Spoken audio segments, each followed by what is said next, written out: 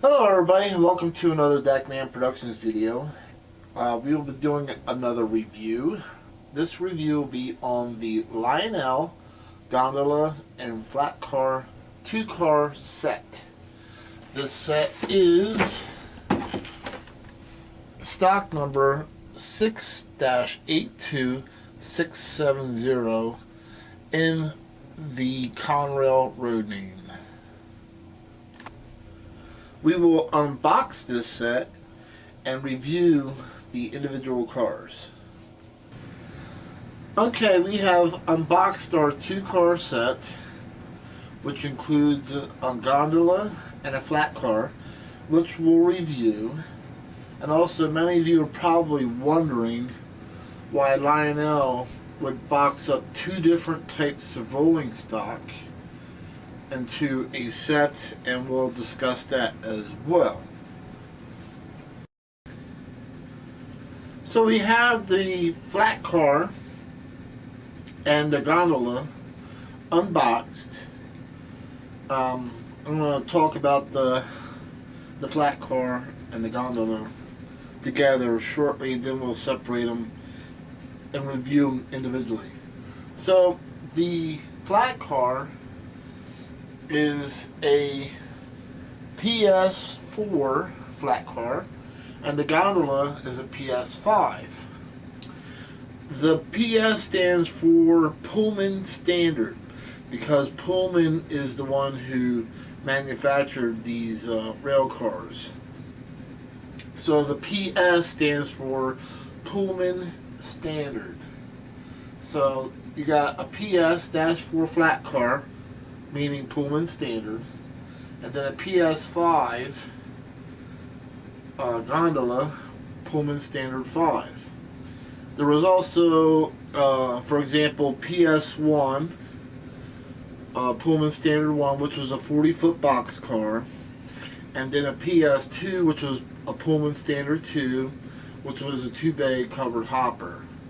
So those are examples of the manufacturer and a model. For the MTH guys that get confused when they see a PS2 hopper car, they often ask, how does a hopper car have sounds in it? No, it does not have sounds. It does not have MTH sounds in it. The PS2 stands for Pullman Standard 2. That's the model of the covered hopper that Pullman made at that time.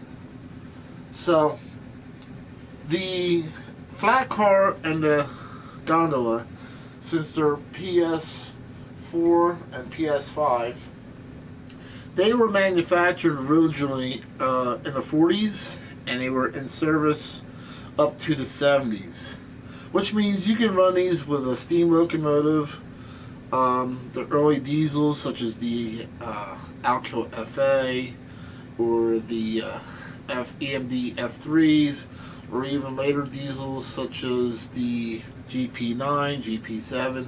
They would go good with those air trains. So this is a set that you can use for steam power, early diesel, or second gen diesel, and it will look just fine. These cars did phase out around in the 70s. Some were kept for MOW service, and that was about it.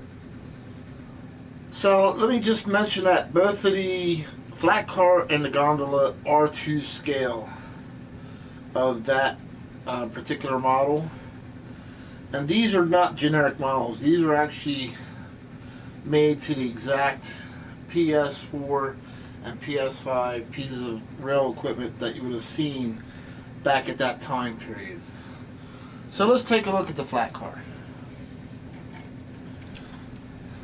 The flat car looks like Lionel tried to did try to weather it a little bit.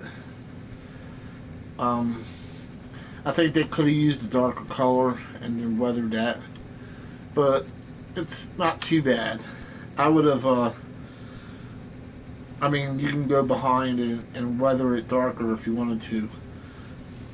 The undercarriage detail of this particular piece is really outstanding. I mean, look at all the different cross members and trusses underneath there.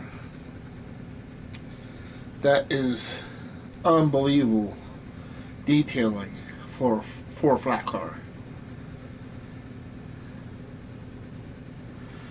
You do get the die-cast metal trucks.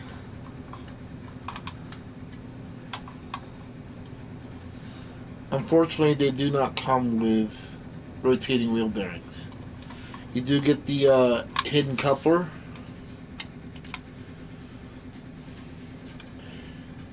And it has a fair amount of small details, such as the little handles,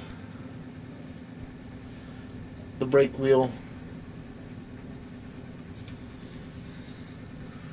I find the graphics really crisp on this one. But in all fairness, I don't know if rail cars would have had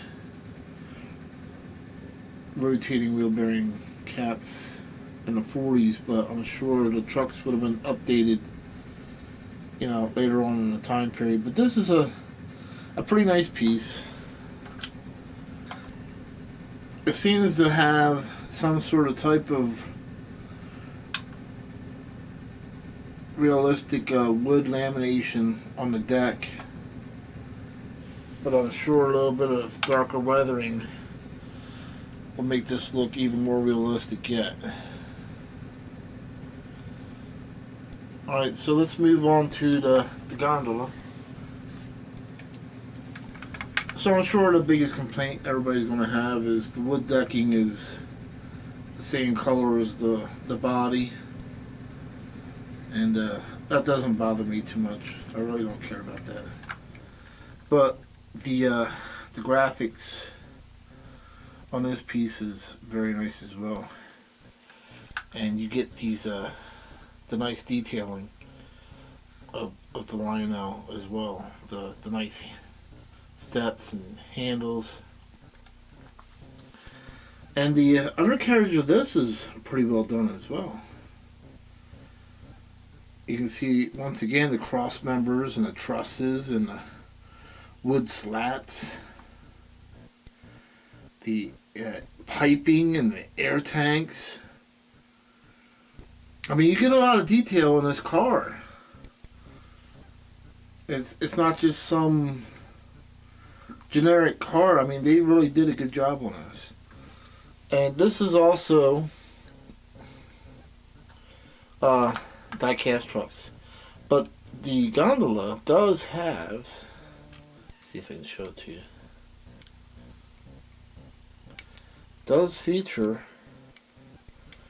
rotating wheel bearing caps, as you can see. So that's a big plus in my book. And of course, die-cast knuckle couplers and a hidden coupler tab. The only thing for me is somebody like me with fat fingers, it's hard to reach, but I can live with that. What makes this piece nice is this is not your normal everyday gondola. Lionel actually made this into a drop-in gondola. So I will show you what I'm talking about. There you go. So you can drop the end of the gondola on either side, and I'll show you once again. There you go. So this is actually a drop-in gondola. And you're probably wondering why you would need something like this. And this is actually, remember, this is actually a piece, an actual piece of rolling stock that a real railroad would use. And yes, they really had drop-in gondolas.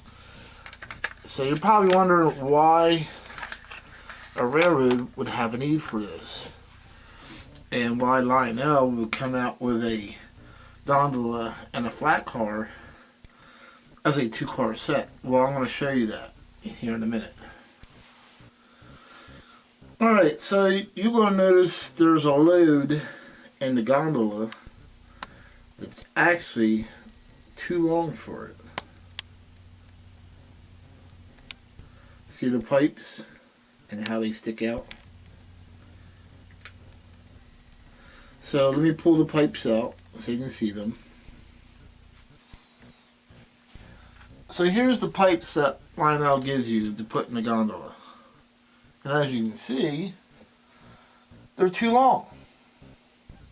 Well, before you decide to take a hacksaw and cut them to length, or write Lionel saying, hey, you made these pipes too long, they did this purposely. So why did they do this purposely? Because they are actually simulating an over-length load with this set, which was not uncommon to operations of a real railroad. So a real railroad would have a load that was too long for the rail car. So they would use either a gondola or a flat car to transport it. So in this case, Lionel is using a gondola. And the purpose of the flat car serves as an overhang car or an idler car, because obviously you can't put a box car or a hop car or anything coupled to that other than a flat car. So in the operations of the real world of railroading, they would use a flat car as an idler car or overhang car for over-length loads. And of course they would chock it just like you see here, so that the pipes would be above or just above the surface of the flat car so they wouldn't get damaged. So here you can see a better view of what I'm talking about. And once again, Lionel purposely made the pipes longer because they wanted to simulate an over-length load. And this was not uncommon on real railroad operations. So Lionel actually made an over-length load model, and I have seen modelers do this on their own, but I believe Lionel is the first one to actually simulate an over-length load. So that's the purpose of having the drop-in gondola in this kit, so you can drop the end and have the pipes hang out. So I hope you enjoyed this review. I have seen hobby shops actually break these sets up and sell them separate. I'm guessing it's probably the cost of the two-car kit. But remember, you're getting scale cars, and one of those scale cars has rotating wheel bearing caps, die-cast trucks, and I showed you the amount of detail that both of these cars have. And in my book, this is worth having, and it's an absolute must